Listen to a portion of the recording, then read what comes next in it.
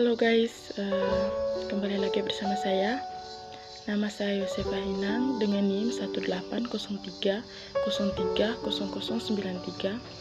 Saya mahasiswa Universitas Nusa Cendana Kupang, Fakultas Ilmu Sosial dan Ilmu Politik, jurusan Sosiologi semester 7 kelas B. Baik, ini adalah video yang ke-7 dari mata kuliah Perencanaan dan Kebijakan Sosial. Di sini saya mau menjelaskan tentang mengkomunikasikan ilmu pengetahuan di saat krisis.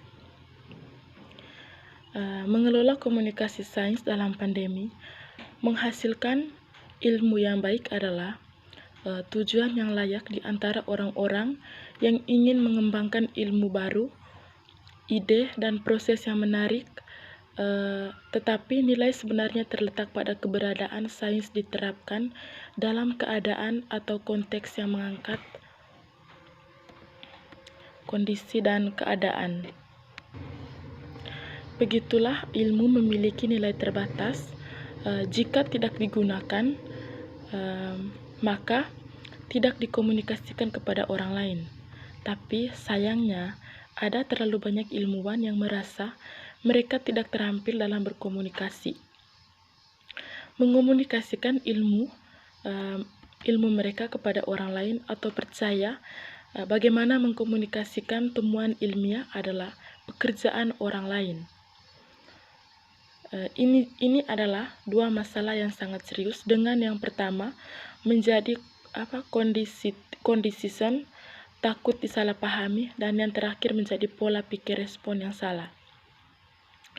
Terlepas dari motivasi mana yang bekerja, sains dipinggirkan ketika itu tidak dikomunikasikan secara efektif. Secara khusus juga tertarik pada sebuah bagian dalam Hester, Ivanov, dan Parker.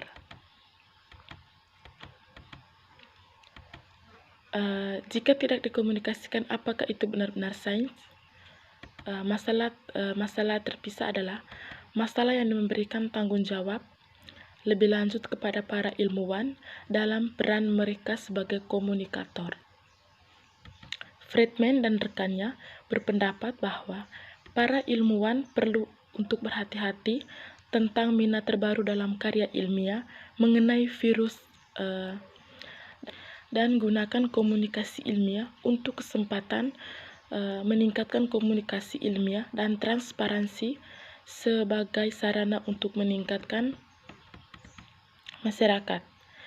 Kita juga tetap ada perasaan yang tidak salah lagi bahwa masyarakat membutuhkan ilmu pengetahuan melalui saluran komunikasi seperti televisi, media cetak, atau media sosial. Modalitas media dan melalui mana lensa konseptual dan politik seorang difokuskan sangat berpengaruh dalam bagaimana informasi sains diproses. Tidak luput dari kita bahwa sains dapat menemukan jalan keluar dari laboratorium atau lapangan tanpa keluar upaya bertekad, namun jelas bahwa komunikasi dilakukan dengan benar dan dapat memindahkan tujuan ilmiah ke rumah sakit, kantor, laboratorium, dan rumah dengan kecepatan yang lebih besar dan dengan keyakinan dan juga kenyamanan yang lebih besar. Sederhananya, ilmu yang bagus menemukan audiens, namun audiens itu akan kecewa, bingung, dan frustasi. Di sini dinilai tanpa pesan strategis yang memperjuangkan, mempromosikan, dan menjelaskan kepraktisannya, kegunaan bagi audiens. Tantangan ilmu komunikasi terlepas dari pendirian yang kuat dan dalam mengkomunikasikan sains, kita juga sadar bahwa proses ini penuh dengan rintangan, cemohan, pengalihan, dan kesalahan. Kita juga akan mengeksplorasi beberapa tantangan yang lebih jelas dari komunikasi sains. Isu-isu seperti kepercayaan, teori konspirasi, misinformasi, kebingungan publik, pesan kebijaksana, pesan bijaksana dan integritas informasi tampak besar sebagai hambatan bagi komunikasi ilmiah. Pemahaman mendasar dalam proses komunikasi adalah bahwa beberapa tingkat kepercayaan dibagi di antara mereka yang mengirim dan mereka yang menerima pesan. Kepercayaan terkadang dicirikan sebagai kompetensi atau pengurangan ketidakpastian atau peningkatan prediktabilitas yang membantu untuk membangun legitimasi ilmu pengetahuan. Tetapi yang harus kita pahami adalah bahwa legitimasi sains adalah bagaimana hubungan antara sains dengan berbagai pemangku kepentingan. Pemegang dikelola salah satu cara untuk melihat kepercayaan dalam sains adalah dengan memeriksa beberapa argumen tentang kepercayaan publik terhadap sains, memberikan pandangan sederhana tentang bagaimana sains dipandang sebagai sarana untuk menanamkan kepercayaan pada masyarakat tentang sains. Ketidakpercayaan pada pesan atau komunikator menimbulkan pertanyaan serius tentang apa yang harus dipercaya dan nasihat apa yang harus diikuti. Ketidakpercayaan juga dapat mengalir langsung dari promosi kampanye teori konspirasi yang merusak informasi yang sah dari ilmiah komunitas. Dengan meningkatnya paparan berita palsu, publik ditempatkan pada risiko yang lebih besar karena mereka bingung atau langsung diubah menjadi sudut pandang berita palsu. Salah satu isu yang lebih kontroversial selama pandemi COVID-19 adalah pendidikan K12-an.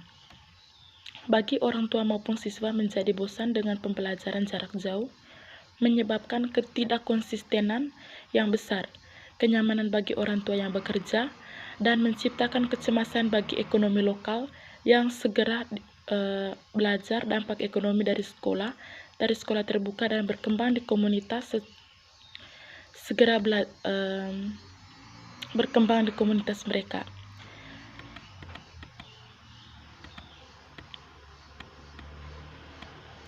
Baik, yang kedua tentang bagaimana kecemasan eksistensial membentuk komunikasi dalam menghadapi pandemi corona atau pandemi COVID-19.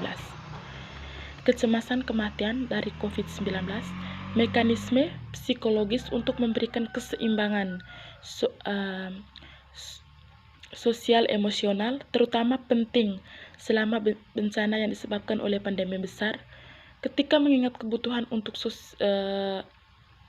solusi fisik dan jarak sosial, orang cenderung berada di bawah tekanan yang lebih besar, sementara pada jarak yang sama menikmati kesempatan yang relatif lebih sedikit untuk bersosialisasi atau mencari komunikasi.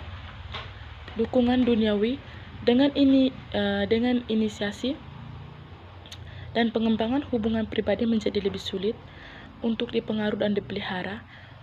Utilitasnya sebagai penyangga yang efisien terhadap eksistensial kecemasan sangat berkurang.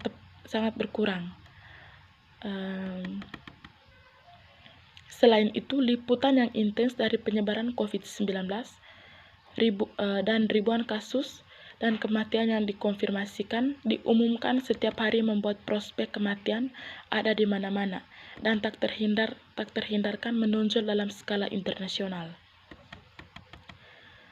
Dari perspektif evolusi, ancaman patogen dan penyakit dapat merangsang kecemasan eksistensial karena mereka cenderung mendorong pemikiran tentang kematian sebagai lawan pada motif fundamental pemeliharaan diri. Akibatnya, ketika berhadapan dengan kematian menjadi menonjol secara berkelanjutan oleh pandemi coronavirus.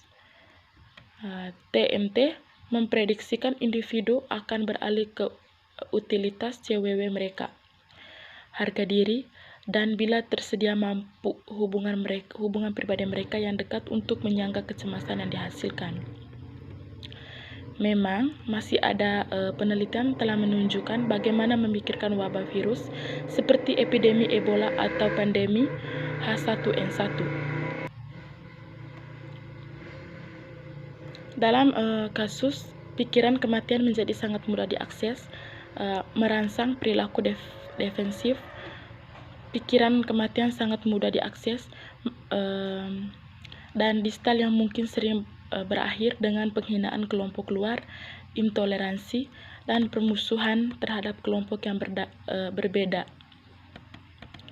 Mengingat sifat lanskap politik yang sangat depolarisasi, bahkan sebelum pandemi coronavirus mulai merenggut ribuan nyawa di Amerika Serikat.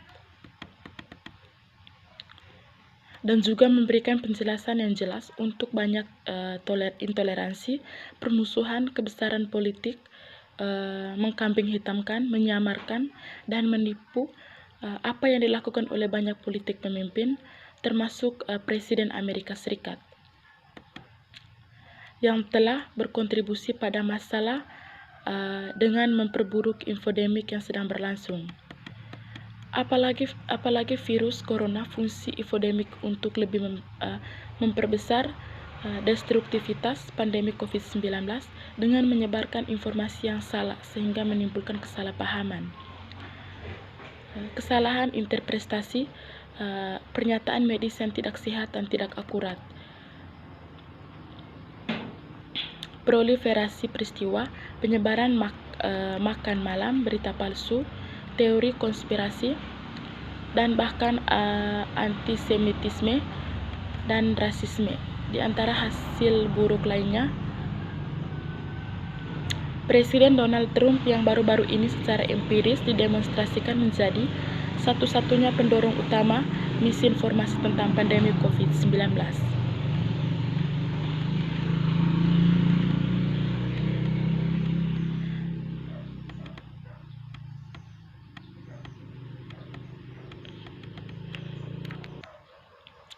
Baik, sekian penjelasan dari saya. Terima kasih.